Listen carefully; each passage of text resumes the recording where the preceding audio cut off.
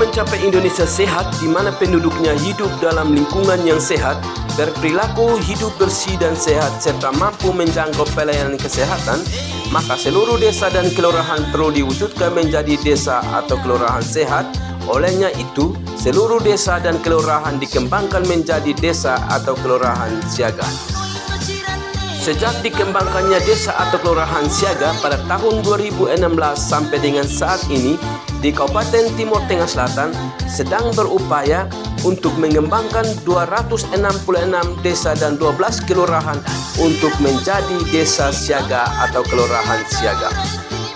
Pengembangan desa dan kelurahan siaga aktif sudah menjadi standar pelayanan minimal bidang kesehatan untuk kabupaten. Karena itu didukung semua pihak harus berjalan sesuai dengan harapan, terutama petugas puskesmas, bidan di desa, dan petugas lintas sektor lainnya, serta mendorong terbentuknya desa atau kelurahan siaga aktif.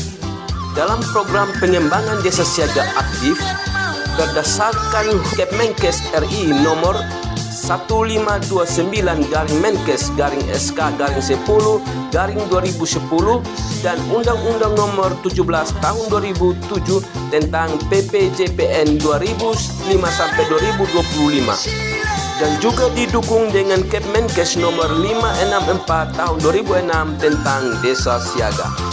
Dengan berjalannya waktu, pengembangan desa siaga diperkuat dengan Permenkes nomor 741 tahun 2008 dan Kepmenkes nomor 828 tahun 2008 tentang SPM bidang kesehatan kabupaten, dan salah satu indikator cakupan desa siaga aktif yaitu 80% pada tahun 2015 ke atas. Tujuan umum dari pelaksanaan desa siaga atau kelurahan siaga yaitu mempercepat terwujudnya masyarakat desa dan kelurahan yang peduli, tanggap, dan mampu mengenali, mencegah, serta mengatasi permasalahan kesehatan yang dihadapi secara mandiri sehingga derajat kesehatannya meningkat. Dalam penyampaian materi oleh Kepala Bidang Kesmas menyatakan bahwa dalam pengembangan desa siaga aktif yang bertujuan untuk meningkatkan komitmen dan kerjasama pemangku kepentingan dalam bidang kesehatan, meningkatkan akses masyarakat terhadap pelayanan kesehatan dasar di desa, mengembangkan kegiatan UKBM yang berkualitas, meningkatkan ketersediaan sumber daya manusia, dana maupun sumber daya yang lain yang berasal dari masyarakat desa, meningkatkan perilaku hidup bersih dan sehat di tingkat rumah tangga, serta menjawab semua kebutuhan masyarakat terkait kesehatan di tingkat desa. Kepala Bidang Kesehatan Masyarakat Dinas Kesehatan Kabupaten Timur Tengah Selatan menambahkan 3 komponen desa siaga, yaitu 1. Pelayanan kesehatan dasar, yang kedua pengembangan upaya kesehatan berbasis masyarakat dan mendorong upaya surveillance berbasis masyarakat, kegawat daruratan kesehatan, penanggulangan bencana, serta penyehatan lingkungan, dan yang ketiga perilaku hidup bersih dan sehat atau PHBS. Koordinator Penyuluh Kesehatan Masyarakat Dinas Kesehatan Kabupaten Timur Tengah Selatan menambahkan bahwa pelayanan kesehatan untuk desa siaga aktif yaitu pelayanan kesehatan ibu hamil, pelayanan kesehatan ibu menyusui, pelayanan kesehatan bayi dan balita, pelayanan surveillance atau pengamatan penyakit. Dalam pelaksanaan surveillance atau pengamatan yang berbasis masyarakat antara lain yaitu pemantauan penyakit menular, pemantauan penyakit tidak menular, pemantauan dan penyampaian informasi terhadap kesehatan ibu dan anak, pemantauan dan penyampaian informasi terhadap status gizi dan perkembangan anak.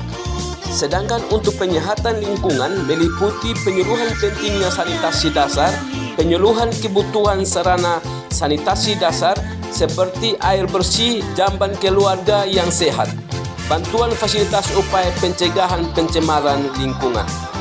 Dalam pengembangan desa siaga diharapkan pula masyarakat harus mempraktekkan perilaku hidup bersih dan sehat, yaitu melaporkan segera kepada kader atau petugas kesehatan jika mengetahui dirinya atau keluarganya sedang mengalami penyakit menular, memanfaatkan halaman untuk tanaman obat keluarga, pergi berobat atau membawa orang lain berobat ke Pustu Polindes atau ke puskesmas, memeriksakan kehamilan secara teratur kepada petugas kesehatan, mengkonsumsi makanan yang bergizi bagi ibu hamil dan menyusui, mengkonsumsi sayur dan buah setiap hari, menggunakan garam beriodium setiap kali memasak, menggerakkan pertolongan persalinan kepada tenaga kesehatan, mengkonsumsi tablet tambah darah semasa hamil dan nifas, mengkonsumsi kapsul vitamin A bagi ibu nifas, memberikan ASI eksklusif kepada bayi umur 0-6 bulan, memberikan makanan pendamping ASI dan kapsul vitamin A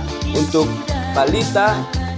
Dalam kegiatan pengembangan desa siaga di Kecamatan Kolin, adapun petugas penyuluh kesehatan masyarakat Puskesmas Kolin menyatakan bahwa dalam pengembangan desa siaga ada manfaatnya bagi puskesmas, yaitu meningkatkan cakupan program kesehatan, optimalisasi fungsi puskesmas, menurunkan angka kesakitan dan kematian, serta meningkatkan citra puskesmas sebagai ujung tombak pelayanan kesehatan.